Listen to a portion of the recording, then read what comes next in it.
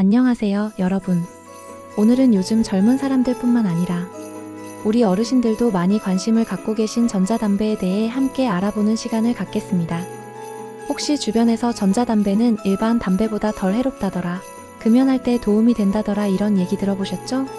저도 처음에는 그렇게 생각했습니다. 하지만 오늘 여러분과 함께 살펴볼 내용을 보시면 아마 깜짝 놀라실 거예요. 오늘은 전자담배의 진짜 모습을 여러분께 솔직하게 말씀드리겠습니다. 통계와 연구 결과를 바탕으로 쉽게 설명해 드릴 테니까 끝까지 함께 해주세요. 먼저 전자담배가 뭔지부터 알아볼까요? 전자담배는 크게 두 종류가 있습니다. 첫 번째, 액상형 전자담배. 이건 니코틴이 들어간 액체를 배터리로 가열해서 증기를 만들어 마시는 거예요. 젊은 사람들이 주로 사용하는 것들이죠. 아이코스 같은 제품 말고 정말 연기처럼 보이는 증기가 나오는 것들 말입니다. 두 번째, 관련형 전자담배. 이건 아이코스나 글로 같은 제품들이에요. 담배잎을 태우지 않고 가열만 해서 사용하는 것들입니다. 그런데 여러분, 이 두 종류 모두 한 가지 공통점이 있어요. 바로 니코틴이 들어있다는 것입니다. 다음은 우리나라 전자담배 사용 현황과 정말 충격적인 통계 자료 살펴보겠습니다. 2023년 기준으로 우리나라 성인의 전자담배 사용률이 무려 8.1%나 됩니다. 이게 얼마나 많은 수치인지 아세요? 5년 전인 2019년에 비해 3.0%포인트나 늘어난 거예요. 더 충격적인 건 전체 담배 제품 사용률도 22.2%로 증가했다는 점입니다. 전자담배가 안전하다고 생각해서 시작한 분들이 많아진 거죠. 특히 젊은 층에서의 사용률이 급증하고 있는데 이게 바로 우리가 걱정해야 할 부분입니다. 전자담배의 무서운 진실 1. 니코틴 함량이 더 높다. 여러분, 이 부분은 정말 중요한데요. 많은 분들이 전자담배는 일반 담배보다 덜 해롭다고 생각하시잖아요.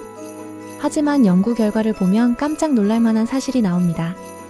액상형 전자담배의 니코틴 함량이 일반 담배보다 1.1배에서 2.6배까지 높게 나타나고 있어요. 니코틴이 뭔지 아시죠? 바로 중독을 일으키는 그 성분입니다.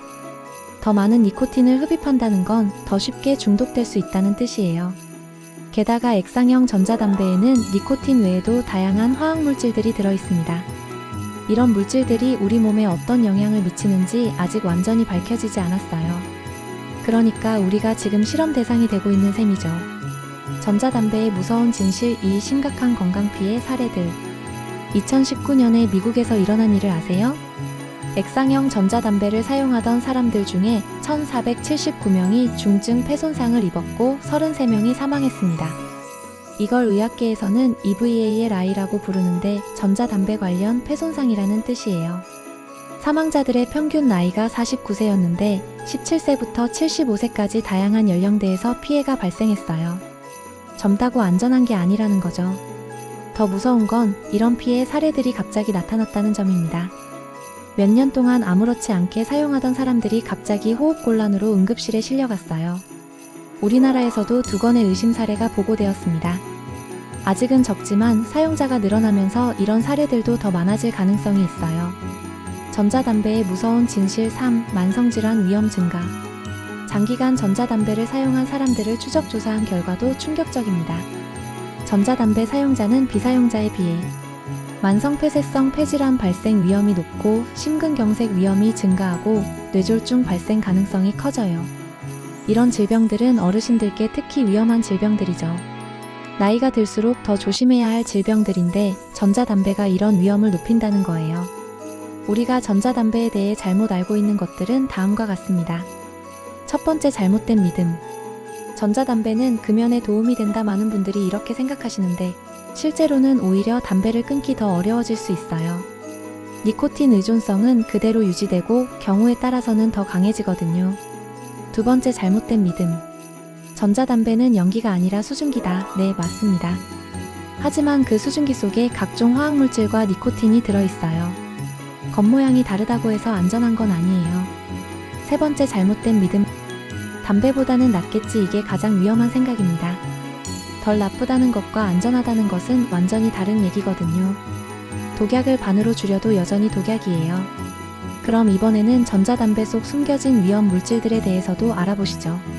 전자담배 액상에는 우리가 상상도 못할 만큼 다양한 화학물질들이 들어있어요. 프로필렌 글리콜, 무대용 연기 만들 때 쓰는 물질이에요. 글리세린, 달콤한 맛을 내는 물질이지만 가열되면 다른 성분으로 변해요.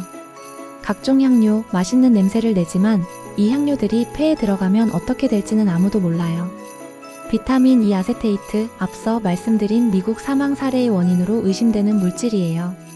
이런 물질들을 매일 몇 년씩 흡입한다고 생각해보세요. 우리 폐는 이런 화학물질들을 처리하도록 만들어지지 않았거든요. 전자담배는 특히 어르신들이 주의해야 합니다. 그 이유는 첫째, 회복력이 젊은 사람보다 떨어져요. 나이가 들수록 우리 몸의 해독 능력과 회복 능력이 약해집니다.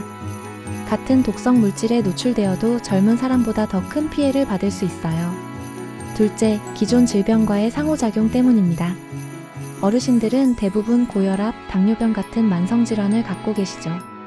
전자담배의 니코틴과 각종 화학물질들이 이런 기존 질병을 악화시킬 수 있어요. 셋째, 약물과의 상호작용도 조심하셔야 합니다. 복용하시는 약들과 전자담배 성분들이 만나면 예상치 못한 부작용이 생길 수 있어요. 우리 정부와 의료계의 공식 입장은 다음과 같습니다. 우리나라 보건복지부는 공식적으로 안전한 담배는 존재하지 않으며 액상형 전자담배도 예외가 아니다라고 발표했습니다.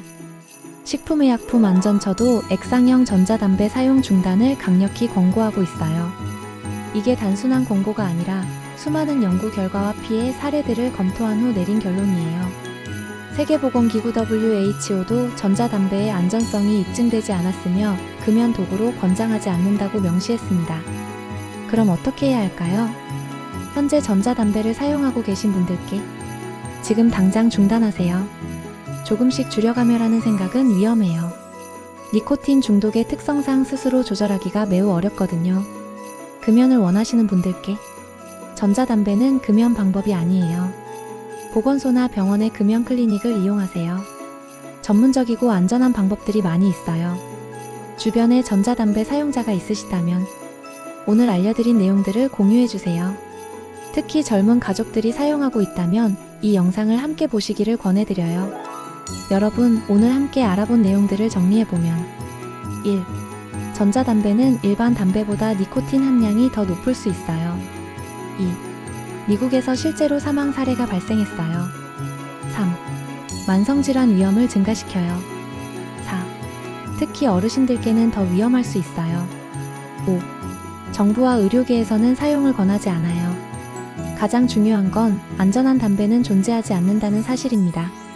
전자담배든 일반 담배든 우리 건강에는 해로울 뿐이에요. 건강한 100세 시대를 위해서는 담배와 완전히 작별하는 것이 최선입니다. 금연이 어려우시다면 혼자 하려고 하지 마시고 전문가의 도움을 받으세요. 우리의 건강은 돈으로도 살 수 없는 소중한 것이잖아요. 가족들과 더 오래, 더 건강하게 함께하기 위해서라도 현명한 선택을 하셨으면 좋겠습니다. 오늘 영상이 도움이 되셨다면 구독과 좋아요 부탁드려요. 건강한 정보로 다시 찾아뵙겠습니다. 감사합니다.